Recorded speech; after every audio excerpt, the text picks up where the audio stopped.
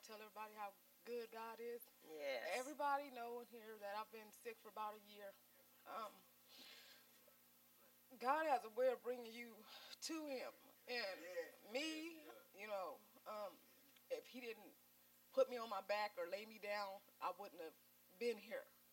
So He has a way of getting your attention. Yes, he And do. Mm. when I first got sick, I was just bedridden for like 6 months. My first lady, my mother-in-law, came and prayed for me. Demetrius, and at the time he didn't have a job. God is so good, I'm telling you, because I was Yes. sick the whole year and he didn't have a job, but we still had money coming in. So Yes. everything got paid, nothing got turned off or repoed, or we didn't go hungry. Um, but when you don't know why things are going on, why they're going on the way they are, it's for a reason. And that's what I keep, the pastor keeps telling me and stuff. Because sometimes I get kind of discouraged, but then I know that's just the devil. So then I have to thank God for just the things that He's done for me. That Yes. it even big or small, seen and unseen, things that we don't even know that He's done for us. Um, so like I said, my husband, he wasn't working, but he still had money coming in. I still had money coming in. Everything got paid. um, and and it worked out perfect because he worked in the medical field and I work in the medical field.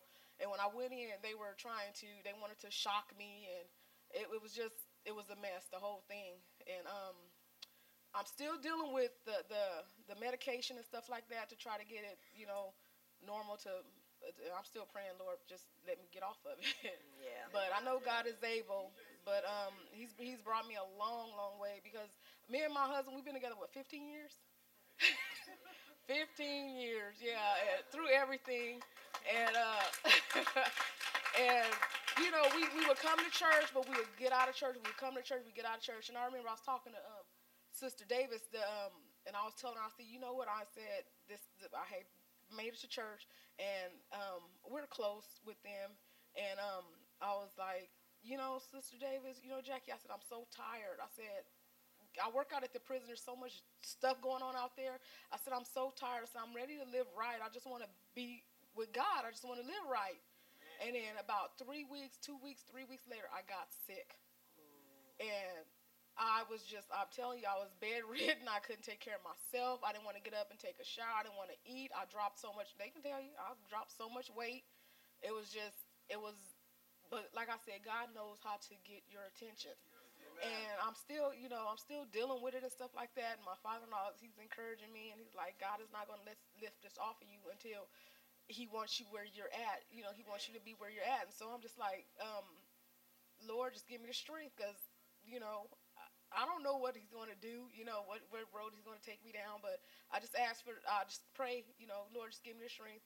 And for the new saints that's coming in, just you don't know what God has for you or in store for you, or the road that He's going to send you down. But and I'm still going. And this is the longest that I've been with God. And I believe that God put my father-in-law, my pastor, my first lady in my life for a reason. And I always said I wanted to be with a God-fearing man. And look, my in-laws, I'm like, okay, you know. And so when I'm not encouraged, my husband encouraged me. When he's not encouraged, I encourage him. And God has brought us together. You know, even when it looked bad and real, and I just wanted to die because I've never been sick besides a common cold or whatever. But this was like, what is going on? And God has a way of checking you, and He checked me. And me and my husband, we weren't getting along, and I was like, well, I don't need you. I make my own money and do my own thing and stuff. And God is like, no. You do what you do because I allow you to do what you do. You have what you have because I allow you to. You get up That's because right. I allow you to get up. And I'm just grateful because I'm still here, because when I first went to the hospital, they gave me some potassium. My heart rate jumped to 170, 177. They brought the shockers out, and I'm looking like, what is going on? And my husband, he worked on the cardiac unit, and he was like, they hit me twice with the stuff that it makes you just feel like you're dying, and they hit me twice with that, and I didn't even know what it was. And he know how to read the strips because that's his, that EKG strips because that's his job. And he was like, no, you're not going to give her no more of that. You're not going to do this and do that because I don't know if they was experimenting on me or what. But God is so good because if he hadn't been in the job that he was in, who know what they would have done. I'm sitting there like, okay. She's like, well, we can shock you to get your rhythm. And he's like, her rhythm is normal. No, you're not going to shock her. So he knew what to look for. And God just put stuff in order. You might not know why it's happening or it's looking bad at the time, but there's a reason for it. Yes. And I'm still like, I just got prayer from the pastor. I'm like, Lord, pastor, just pray for me because, when is it going to lift? And, he's like, he's keeping you there because he wants you to stay there. He wants to make sure you stay with him and do what he called you to do. And so that's my testimony. So for everybody who's new or going through, just pray for me. I pray for you, and we'll just get through it together. Yeah. Amen. Wonderful testimony.